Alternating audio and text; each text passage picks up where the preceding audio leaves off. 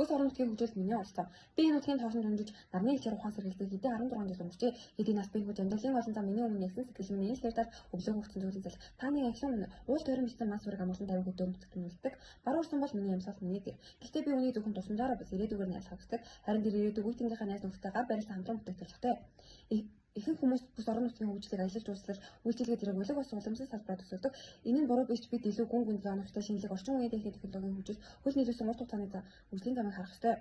Сквотер аймаг бол мал аж ахуй уламжлалт соёл газар тариалан хоцсон онгон байгалаар онцлог бүс нутаг хөгжлийг зөвхөн дан гаджуулалтад найдах бол нутгийнхаа онцлогийг орчин үеийн шинжилгээр баяжуулах ашиглах нь чухал. Гэтэл бидний гаргаж буй дүүгээ бүхий ноос ноолоор арьс шир цагаан идэ зэрэг бүтээгдэхүүнүүд гол төлөв боловсруулагдаагүй зах зээлийн доош хатмалдаг бидний байдалд өөрчлөлт авчрах хэрэгтэй. Эдгээр түүхийдээ нутагтаа боловсруулдаг боловч олон даваа тал бий. Тухайлбал ноос угаах жижиг зээг сүүс үн бүтээгдэхүүнийг орчин үеийн шилэг загварлаг олон төрөлтэйгээр боловсруулах арьс ширийн эцсийн бүтээгдэхүүнийг үйлдвэрлэл зэрэг нь ажлын байр нэмэгдүүлэх зах зээлийн үнэн цэнийг өсгөх цаашлаад нутгийн биеийг болгох томоохон алхам болно.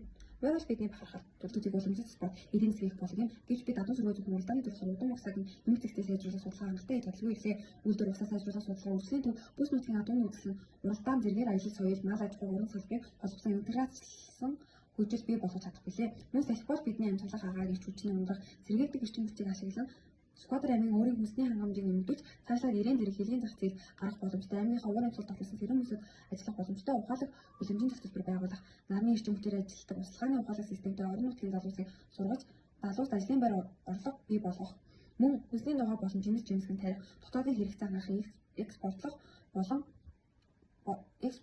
бүрдүүлэн манай нутаг салхи тогтмол нарны эрч хангалттай байдаг нь сэргээдэг эрчим хүчний төгс их өсөж болдог. Төсөв хэрэгжүүлсэн сумын төв болон малтан айл ургад бага өөрийн нарны ус бүр салхин сэнсийг ашиглан эрчим хүчний бие даасан тогтолцоог бий болгох боломжтой.